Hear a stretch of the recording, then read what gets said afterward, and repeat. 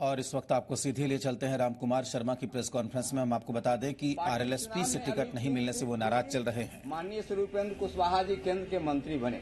मंत्री बनते ही श्री उपेंद्र कुशवाहा जी कार्यकर्ताओं को भूलने लगे और इनकी नीयत बदलने लगी। उपेंद्र कुशवाहा जी नए शब्द बाग तैयार करने लगे और इसमें मुख्य भूमिका आदरणीय शरद यादव और कांग्रेस पार्टी ने किया। इसी क्रम में आगे चलकर इन्होंने एनडीए को छोड़ महागठबंधन में सम्मिलित हो गए और महागठबंधन में लोकसभा की जब इन्हें 5 सीटें मिली तब श्री कुशवाहा ने पार्टी के आंतरिक लोकतंत्र का गला घोंटकर 5 सीट का सौदा कर लिया। इतना ही नहीं, एक बहुचर्चित सीट मोतिहारी को इन्होंने 3 बार बेचने का काम किया। क्रमशः सबसे पहले हमारे पार्टी के नेता आदरणीय प्रदीप मिश्रा को देने का काम किया। फिर कुछ दिनों के बाद उनके शोषण दोहन के बाद फिर उनसे बड़े शोषण के लिए जब तैयार हो गए श्री माधव आनंद जी, तो उनको भी पार्टी ने अधिकृत कर दिया और लगातार 3 महीना तक वो काम करते रहे। इसके बाद पुनः आगे चल करके राजनीतिक और आर्थिक सौदा कर करके श्री आकाश सिंह को टिकट दिया गया, जो पार्टी के सदस्य भी नहीं हैं। यह राजनीति इतिहास में पहली घटना है कि टिकट के बाद तक वह दूसरे ही पार्टी के सदस्य बने रहे।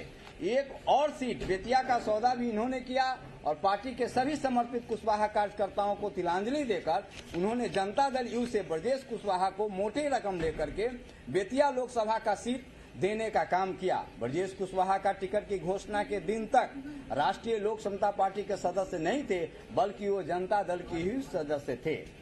इन्होंने अपने खुद को लोकसभा सीट काराकाट में अपने घटते जनाधार को देखते हुए खुद 2 लोकसभा सीट पर लड़ने का निश्चय लिया, काराकाट और उजियारपुर। इन्होंने सीट देने के लिए ही नहीं बल्कि घटक दलों को सीट छोड़ने के लिए भी मोटी रकम की वसूल की, जैसे सीतामढ़ी, जहानाबाद, मुंगेर और गोपालगंज। श्री उपेंद्र कुशवाहा न्यायपालिका में कोलिजियम सिस्टम का विरोध करते हैं। लगातार उन्होंने हल्ला बोल और दरवाजा खोल का नारा दिया, जन आंदोलन किया। कोलिजियम में 5 जज के साथ जज का चयन किया जाता है, जो सामंती व्यवस्था है, गैर लोकतांत्रिक है। परंतु जिस कोलिजियम का यह विरोध करते हैं उनका सबसे बदतर उदाहरण स्वयं श्री कुशवाहा है। वहां तो 5 न्यायाधीश मिलकर के अगले न्यायाधीश का चयन करते हैं, मगर यहाँ तो उपेंद्र कुशवाहा संसदीय बोर्ड की बैठक ही नहीं बुलाई। मैं संसदीय बोर्ड का अध्यक्ष हूँ, लेकिन कभी भी उन्होंने मुझे पूछने तक का भी जहमत नहीं उठाई और उन्होंने स्वयं अपने जेब से ही 5 उम्मीदवार को बारी बारी से टिकट देते रहे और पुनः सौदा बढ़ा करके उसको बदलने का निर्णय लिया। मेरा मानना है कि सीतामढ़ी का टिकट काटने के 2 मुख्य वजह हैं।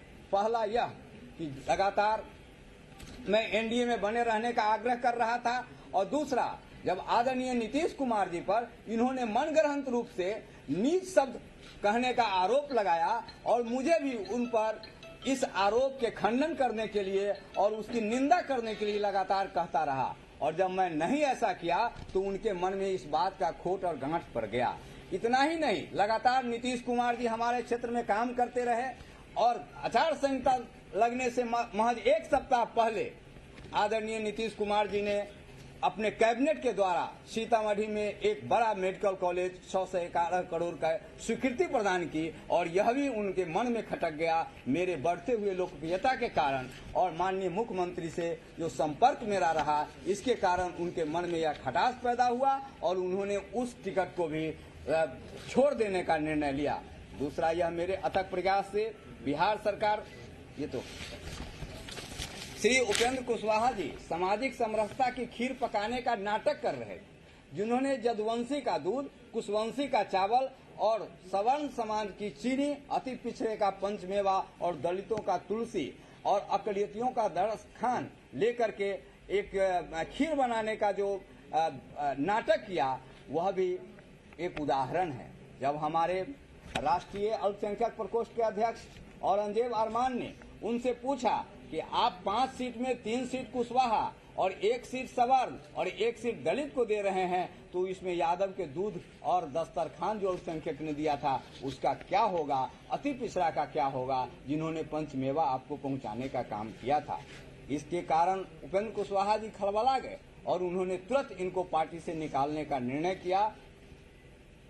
उपेंद्र कुशवाहा जी इस घटिया राजनीति से खुद अलग करते हुए राष्ट्रीय लोक समता पार्टी आज मैं राम कुमार शर्मा गुट की घोषणा करता हूं और निर्वाचन आयोग को भी लिख के देने जा रहा हूं। और निश्चित रूप से आदरणीय उपेंद्र कुशवाहा जी जिस प्रकार से राष्ट्रीय अध्यक्ष हैं, उनके साथ सबसे पहले आदरणीय अरुण कुमार जी सांसद के रूप में हट गए, विधायक दोनों हट गए, एमएलसी हट गए और आज अंतिम रूप से जो अंतिम दम तक उनके पार्टी के सिंबल को बचाने का काम किया, उनके पार्टी के झंडा को बचाने का काम किया, उनको मंत्री बनाए रखने का काम किया, उनको राष्ट्रीय अध्यक्ष बनाने का काम किया, उसकी भी सीट का सौदा कर दिया। इसलिए मैं इस मकरजाल से हटते हुए आज स्वयं कार्यकर्ताओं की पार्टी राष्ट्रीय लोक समता पार्टी राम कुमार शर्मा गुट की घोषणा करता हूं और निश्चित रूप से इनको 5 सीट पर शिकस्त देने का काम करेंगे। और 5 सीट ही नहीं, आज से राष्ट्रीय लोक समता पार्टी हमारे गुट के जितने सारे लोग हैं, इतने लोग बैठे हुए हैं, आप देख रहे हैं, इसके अलावा सैकड़ों संख्या में है। आपको मैं वेबसाइट खोल करके दिखा दूंगा,